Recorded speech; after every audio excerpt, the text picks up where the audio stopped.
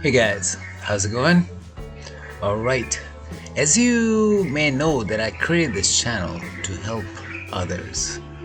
So what kind of videos I'm posting, people ask me. It's mostly related to be aware of yourself. Like maybe I have maybe I don't even know, I have some emotional issues which I'm holding back. So I created this video for you to really understand what emotions are. Emotions are simply energy in motion.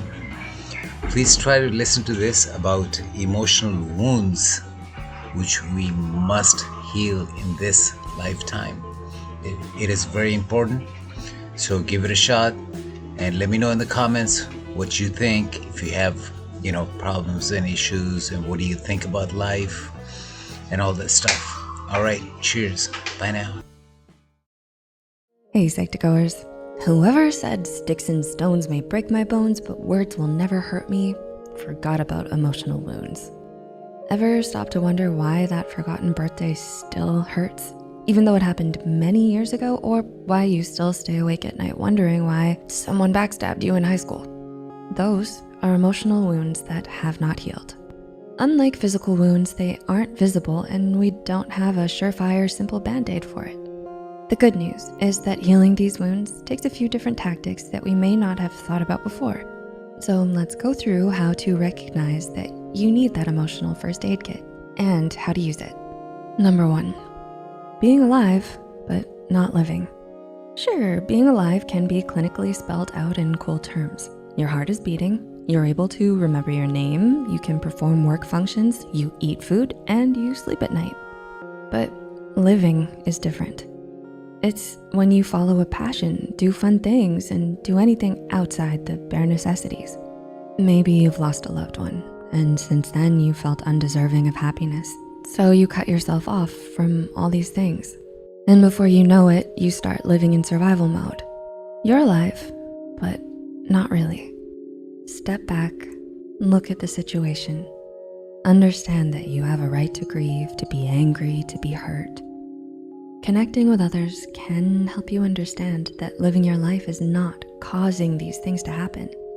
You may, in fact, find that not living your life is in fact hurting those around you who are still there for you and care about you. Number 2, being disproportionately angry or sad or emotional or Emotional wounds are wounds. When wounds are still tender and raw, a breath of fresh air can feel like fire. You know yourself. You know what normally gets to you. And when you start getting angry at things where 2 seconds later you think, what was that all about? Why did I yell at them? That's a sign of a possible wound that needs attending.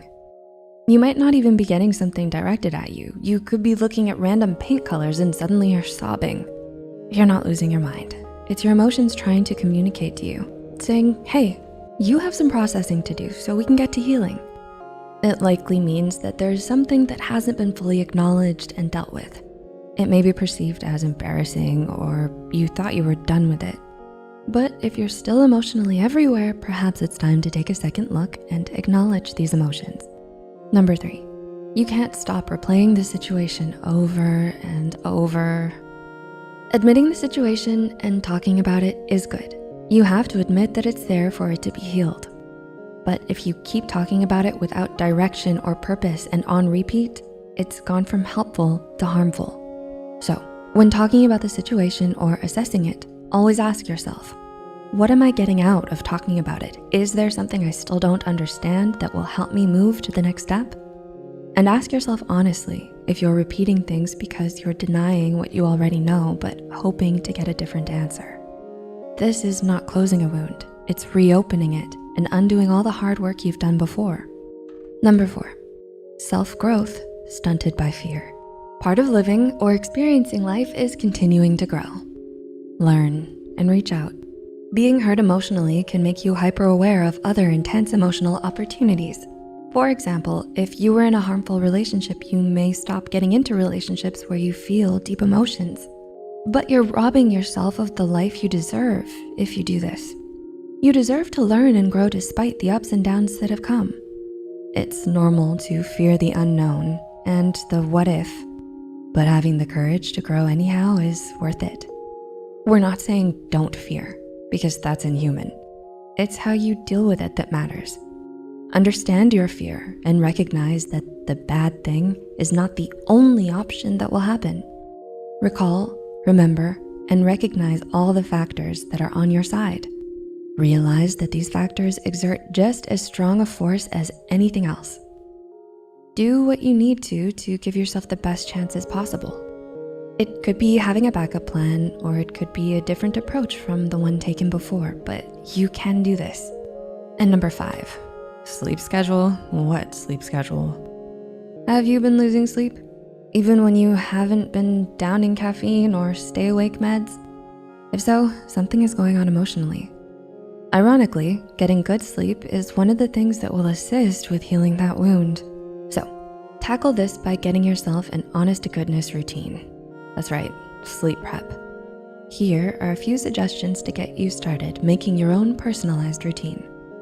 No food or electronics 1 hour before your goal sleep time. Meditate to calm and quiet your mind. Sip some warm tea with natural calming agents like chamomile. Sleep helps your whole you recoup. Persistence and courage are required to heal emotional trauma. Many of us can agree that emotional trauma cuts deeper and lasts longer than most physical injuries. With something so complex, it's easy to feel like we have no choice but to hurt forever. But that's not true. If we can choose to put in the time and the effort, we can choose to heal, and we don't have to do it alone. To navigate this journey, it's normal and even encouraged to speak to the guidance of a seasoned professional. You are worth the time and effort. Don't rob yourself of the best life you could live. How do these points resonate with you?